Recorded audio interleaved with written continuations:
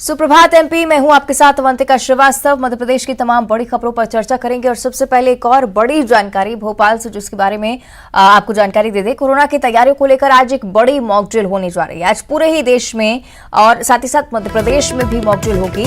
चीन समेत कई देशों में कोरोना की लहर को लेकर सरकार अब सतर्क नजर आ रही है, क्योंकि लगातार चीन में आंकड़े बढ़ते जा रहे हैं कोरोना के, और इसी वजह से स्वास्थ्य मंत्री ने लोगों से मास्क पहनने की भी अपील की है। लोगों से कोरोना को लेकर सतर्क रहने की भी अपील अब स्वास्थ्य मंत्रालय की तरफ से हुई है। तो देश भर के एयरपोर्ट पर भी रैंडम सैंपलिंग हो रही है।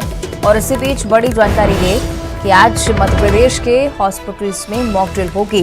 कोरोना को लेकर क्या कुछ तैयारियां यहां पर हैं, इसकी जांच की जाएगी। साथ ही अगर हालात आगे जाकर बिगड़ते हैं तो क्या स्वास्थ्य अमला पूरी तरह से तैयार है इसके लिए, इस बारे में भी आज जानकारी जुटाई जाएगी। तो कोरोना की तैयारियों को लेकर ये मॉक ड्रिल पूरे देश में होनी है। मध्य प्रदेश में भी इसी तरह की मॉक ड्रिल। चीन समेत कई देशों में कोरोना की लहर लेकर लगातार सरकार सतर्क है और लगातार गाइडलाइंस भी जारी की जा रही है स्वास्थ्य मंत्रालय की तरफ से। प्राथमिक तौर पर अपील लोगों की तरफ से यही थी स्वास्थ्य मंत्रालय की तरफ से कि मास्क पहना जाए और अब एक बार फिर से कोविड अप्रोप्रिएट बिहेवियर, जिसका पालन किया जाना बहुत ज्यादा जरूरी, क्योंकि कोरोना को लेकर अब सावधान रहने की बहुत ज्यादा जरूरत है। तो एयरपोर्ट्स पर रैंडम सैंपलिंग हो रही है और अब मॉक ड्रिल की भी तैयारी पूरे ही देश के अलग अलग राज्यों में, अलग अलग अस्पतालों में कोरोना की स्थिति को लेकर क्या कुछ इंतजाम है, इसकी जानकारी जुटाई जाएगी। क्या अस्पताल कोविड का इलाज करने के लिए पूरी तरह से तैयार हैं? अगर कोरोना के केसेस सामने आते हैं तो क्या स्थिति अंडर कंट्रोल रहेगी, इस बारे में जानकारी ली जाएगी। आपको बता दें कि कोरोना से निपटने के लिए हम कितने तैयार हैं, इसकी परख आज होगी। इसकी जांच के लिए आज पूरे ही प्रदेश में मॉक ड्रिल होनी है। कोरोना की नई लहर अगर आती है तो उसका इलाज करने में हम कितने सक्षम होंगे, कितने सफल होंगे, और यही जानने के लिए आज मॉक ड्रिल की जाएगी। मध्य प्रदेश के लिहाज से भी मॉक ड्रिल बेहद महत्वपूर्ण है। हालांकि सरकार की तरफ से लगातार ये कहा जा रहा है कि पूरा ही प्रदेश पूरी तरह से तैयार है। अस्पतालों में भी व्यवस्थाएं चाक चौबंद, लेकिन ज़रूरी है इस बारे में पहले ही पता कर लिया जाए कि कितने तैयार हैं हम। और इसी मकसद से स्वास्थ्य मंत्रालय की तरफ से यह आदेश था कि मॉक ड्रिल शुरू होगी कोरोना को लेकर, और पूरे देश में अगर मॉक ड्रिल हो रही है तो मध्य प्रदेश में भी इसका सीधा असर अस्पतालों में देखने को मिलेगा। आगे व्यवस्थाएं दुरुस्त करने की भी सीख इस मॉक ड्रिल से सामने आ सकती है, और इसी वजह से तमाम बड़े अधिकारी अस्पताल में मौजूद रहेंगे।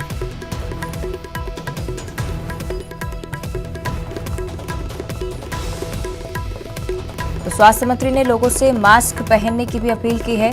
कोविड गाइडलाइंस का एक बार फिर से पालन करना शुरू कर दे, इस बारे में भी स्वास्थ्य विभाग की तरफ से साफ तौर पर गाइडलाइन जारी हो चुकी है। जमीनी स्तर पर लोगों को सावधानी बरतने के लिए कहा जा रहा है, क्योंकि अपने स्तर पर अगर लोग सावधान रहते हैं तो आगे स्थिति निश्चित तौर पर नहीं बिगड़ेगी।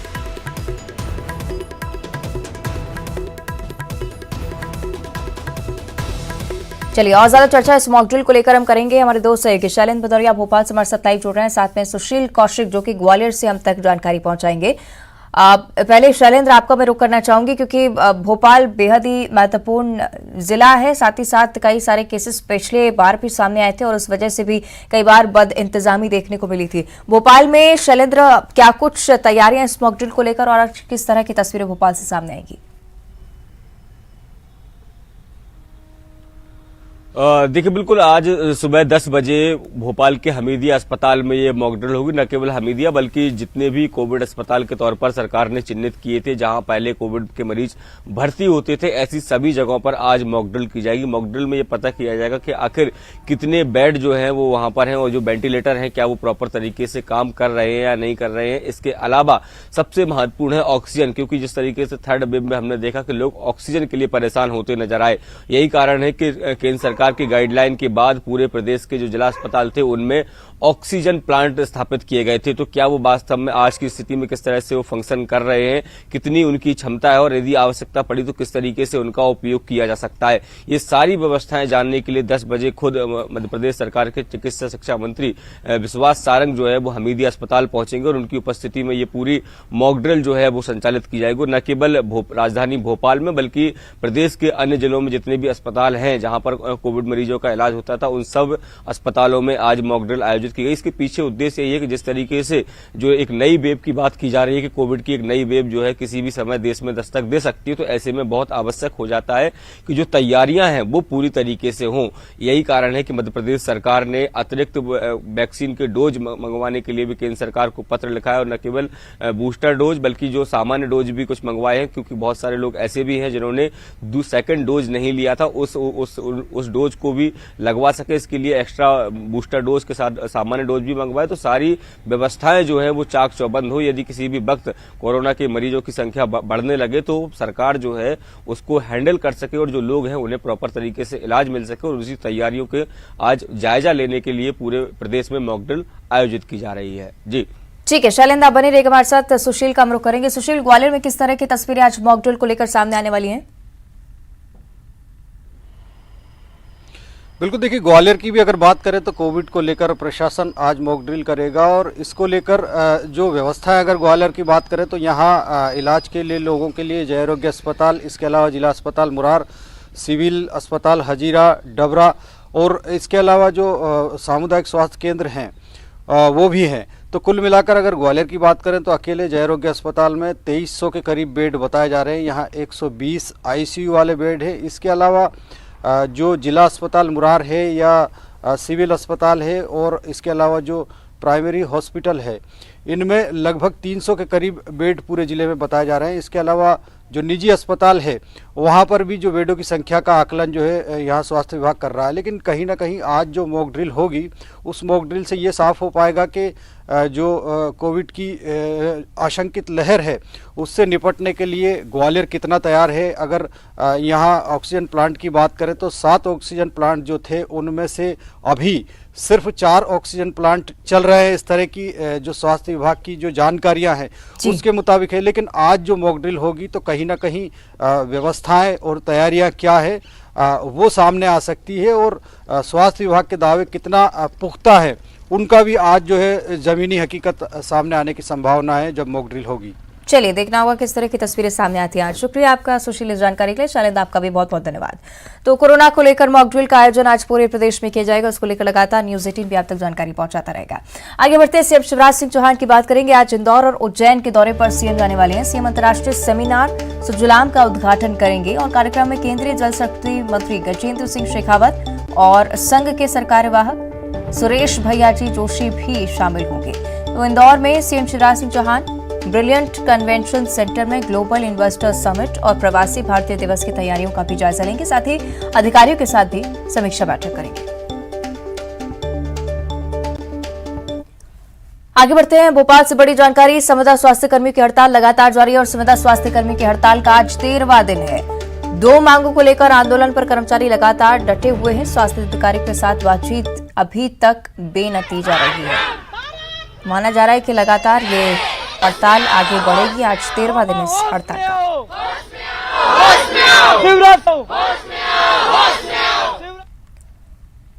और बालाघाट जिले की बहियर तहसील को जिला बनाए जाने की मांग एक बार फिर से तेज हो गई है। बहियर जिला बनाओ संघर्ष समिति ने बंद का आह्वान किया है, जिसका काफी असर देखा गया।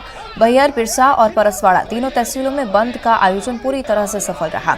तो बंद को व्यापारियों ने भी अपने समर्थन देते हुए दुकानें बंद रखी और सिर्फ अति आवश्यक सेवाएं ही चालू रहीं। बालाघाट से बहियर की बसों का आवागमन भी बंद रहा और अपनी मांगों को लेकर लोगों ने एक रैली निकालकर एसडीएम को ज्ञापन सौंपा।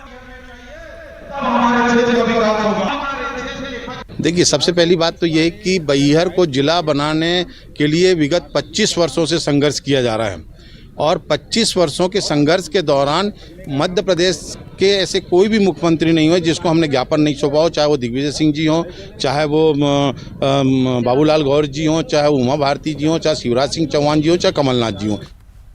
और एमपीसीए में धांधली के आरोपों के बाद अब बास्केटबॉल कॉम्प्लेक्स में भी भ्रष्टाचार और घोटाले के आरोप लगे हैं। बास्केटबॉल ट्रस्ट के कर्ता धर्ताओं ने बास्केटबॉल कॉम्प्लेक्स को कमाई का जरिया बनाकर कॉम्प्लेक्स की हालात बद से बदतर कर दी है। आपको बता दें कि खिलाड़ियों को रुकवाने के बजाय लीज शर्तों का उल्लंघन कर पिजाटो रेस्टोरेंट खोल दिया गया है। साथ ही बेसमेंट और फर्स्ट फ्लोर को कपड़ों की सेल लगाने के लिए किराए पर दे दिया गया है। कांग्रेस के प्रदेश सचिव राकेश सिंह यादव ने आदेश को दरकिनार कर करोड़ों रुपयों का भ्रष्टाचार करने का आरोप लगाया है। वहीं बास्केटबॉल ट्रस्ट के सचिव लक्ष्मीकांत पटेल ने कहा है कि प्रदेश सरकार ने सितंबर 2020 में आदेश जारी कर ट्रस्ट की जमीन के 10% हिस्से को किराए पर देने की बात कही थी। कॉम्प्लेक्स बास्केटबॉल ट्रस्ट को दिया गया था, जिनका काम था कि उसको पूर्ण तरीके से खेलों के प्रति समर्पित होकर चलाना, लेकिन उसका कमर्शलाइजेशन व्यवसायिकरण कर दिया गया है।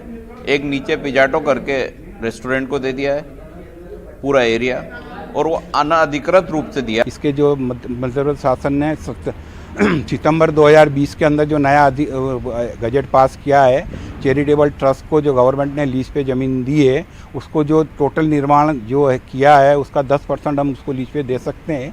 ये सितंबर 2020 के अंदर मध्य प्रदेश शासन ने आदेश जारी कर दिया है, हम उसी के अंतर्गत उसको। और इधर उज्जैन में नए साल के जश्न के किसी तरह का खलल ना पड़े, इसके लिए उज्जैन पुलिस और क्राइम ब्रांच लगातार विशेष चेकिंग अभियान चला रही है। और इस दौरान अवैध हथियारों की तस्करी करने वाले गिरोह को पकड़ने में बड़ी सफलता हाथ लगी है। गिरोह के 2 आरोपी उज्जैन के और 2 आरोपी शाजापुर के हैं। उज्जैन के एक आरोपी का पूर्व का आपराधिक रिकॉर्ड भी सामने आया है। पुलिस ने इन चारों के पास से एक देसी पिस्टल, एक जिंदा कारतूस, 23 धारदार चाकू, एक मोटरसाइकिल जब्त की है। आरोपी को पुलिस रिमांड पर ले लिया गया है। इसमें टोटल 23 हमें चाकू मिले हैं और एक पिस्टल मिली है और एक जिंदा राउंड कारतूस मिली है और एक मोटरसाइकिल हमने जब्त किया। इसमें थाना प्रभारी क्राइम प्रभारी क्राइम संजय यादव, थाना प्रभारी चिमनगंज, और जो मुख्य भूमिका इसमें जो सीएसपी माधवनगर विनोद मीना जी, उनका मुख्य भूमिका रहा है इसमें, और 4 आरोपी टोटल राउंड अप हुए। और रतलाम पुलिस ने एक बार फिर से शराब माफिया के खिलाफ बड़ी कार्रवाई की है। पुलिस ने 4 लेन से अवैध शराब से भरा कंटेनर जब्त किया है, जिसमें 800 पेटी से ज्यादा अवैध शराब भरी थी। जब्त शराब की कीमत 72 लाख से ज्यादा आंकी गई है। पुलिस ने इस मामले में 2 आरोपियों को गिरफ्तार भी कर लिया है, जिनसे पूछताछ की जा रही है। पुलिस इस पूरे मामले को अवैध शराब के रैकेट के तार जोड़ने में लगी हुई है। और इस दौरान आखिर ये शराब किसकी है, कहां से लाई जा रही है, इस बारे में भी पूछताछ की जा रही है।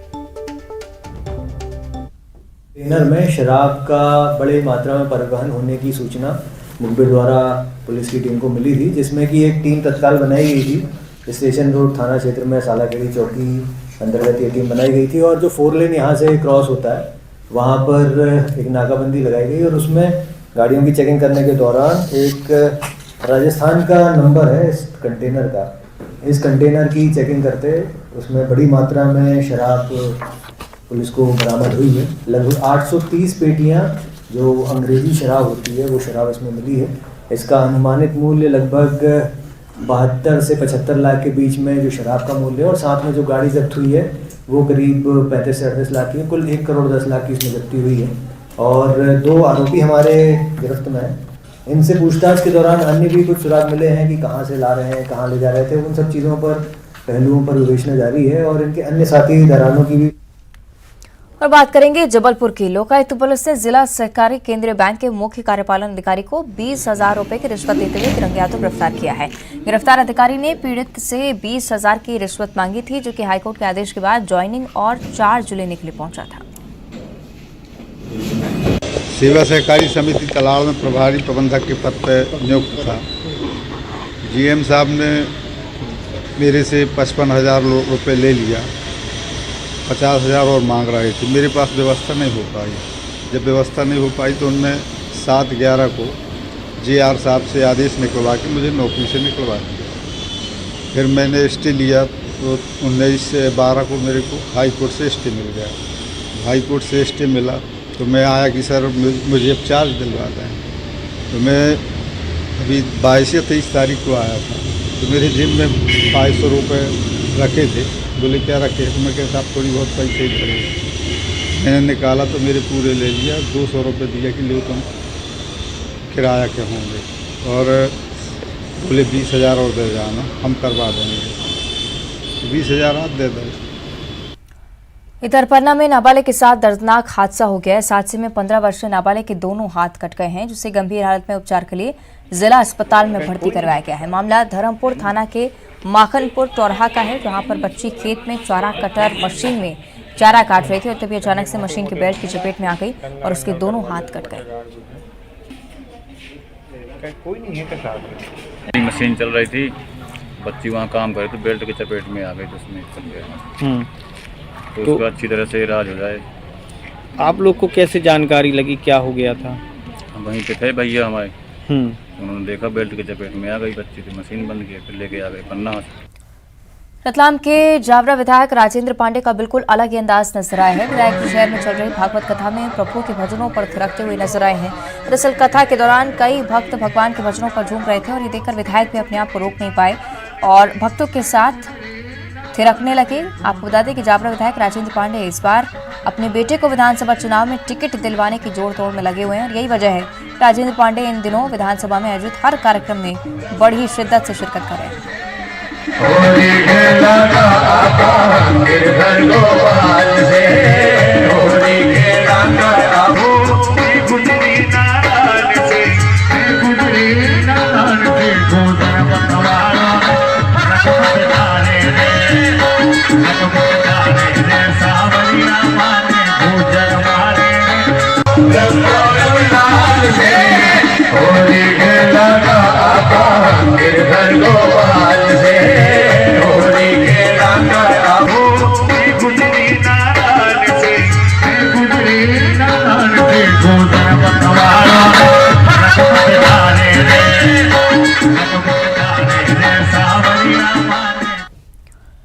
और अब खबर बाघों के गढ़ बांधवगढ़ से, जहां बफर के सफर में गए सैलानियों को बाघ दर्शन का ऐसा नजारा देखने को मिला जिसे वो कभी नहीं भूल पाएंगे। एक साथ बाघ का पूरा कुनबा यानी कि 3 बाघ दिखाई दिए हैं और वो भी बड़े इत्मीनान से। भला कौन सा पर्यटक ऐसा होगा जो रोमांचित नहीं उठेगा? तो सबसे पहले आप भी देखिए कि रोमांचित कर देने वाली ये तस्वीरें बांधवगढ़ से सामने आई हैं। सैलानियों ने अपने मोबाइल कैमरे में इन तस्वीरों को कैद किया। सोशल मीडिया पर भी ये तस्वीरें खूब वायरल हो रही हैं। नजारा बांधवगढ़ के धमोकर बफर का बताया जा रहा है। रविवार को नाइट सफारी के दौरान ये तस्वीरें देखने को मिली है।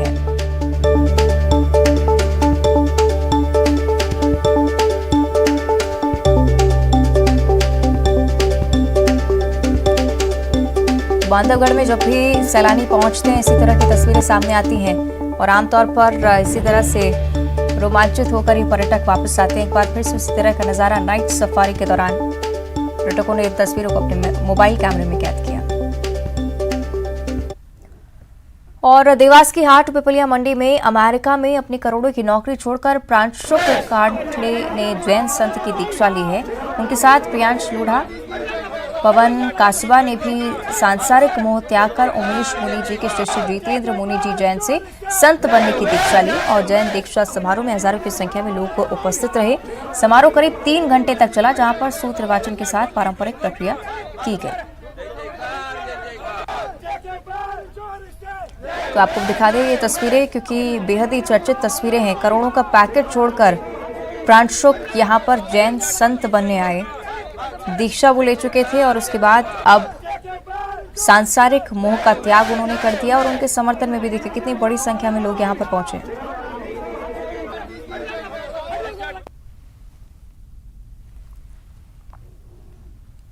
और अब 25 सेकंड में खबर। मध्य प्रदेश शिखर खेल अलंकरण समारोह